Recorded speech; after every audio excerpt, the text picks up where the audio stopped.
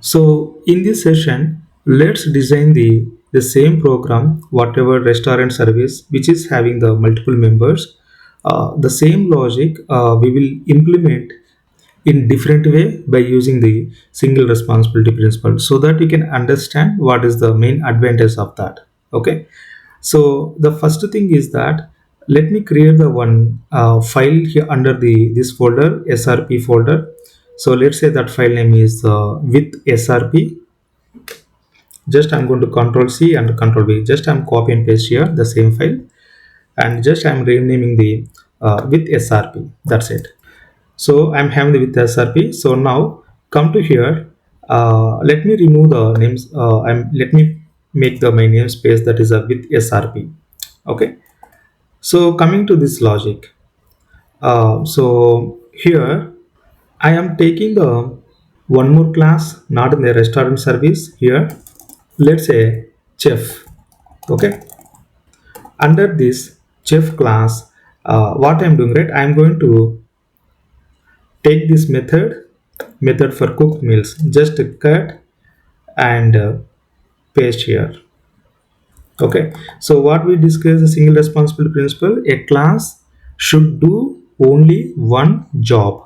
Okay. But in the without SRP here, you see that, right? Class, it is taking the multiple jobs, and moreover to maintain this code is so much complex to me. Okay. So that's the reason what I'm doing, right? I'm going to just what I'm doing just here, in the sense I'm creating the multiple classes. In the each class I am assigning the job. Okay. So chef is completed. Let me go to the another class. Let's say accountant. Okay, this class is for accountant.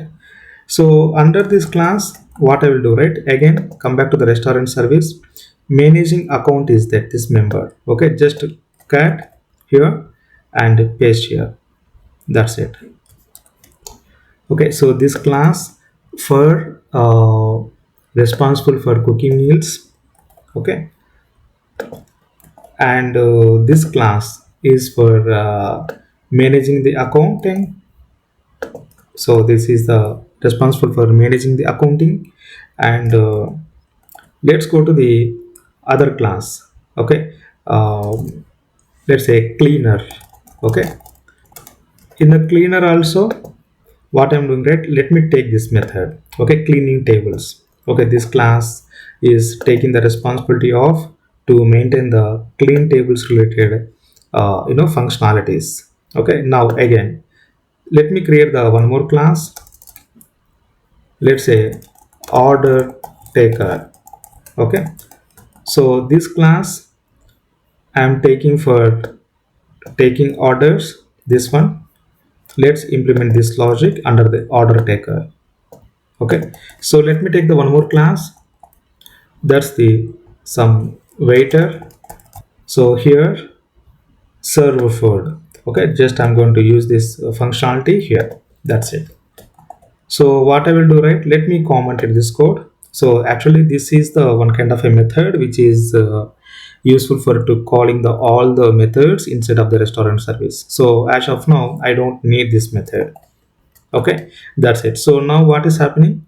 I am just dividing this restaurant service into the multiple classes here, and each class is taking their own responsibility. So first thing is that cooking the meals, chef class.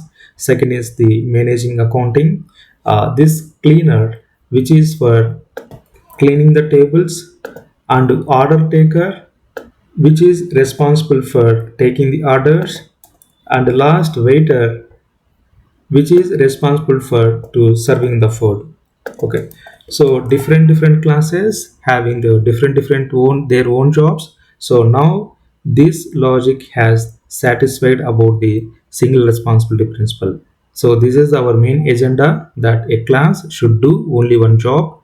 And moreover here, assume that here developers who is working in the chef. Okay, let's assume that a developer who is working the chef, he can continues to work on this chef related class. So in case if the developer, any developer who is working in the order taker, yes, he no need to involve into the developer Developer 1, he will work on his own class, so that developers can work on their own classes without conflicts.